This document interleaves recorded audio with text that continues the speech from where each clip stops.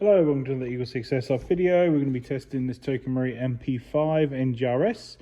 This one has had a level 3 internal upgrade, so EagleSix 105 spring, Nineball Hop Rubber, Prometheus Tightbore barrel, and we've measured this at 274 on 3.2, so it is quite high up there. So obviously the max being 277, the 2 reading is a bit over, so obviously you're not going to be using this on 0.2s.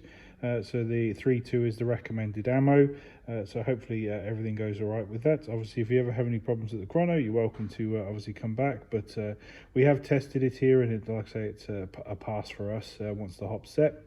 If you use obviously the ammo that we've recommended, everything should be fine, and we're just going to demonstrate it working here.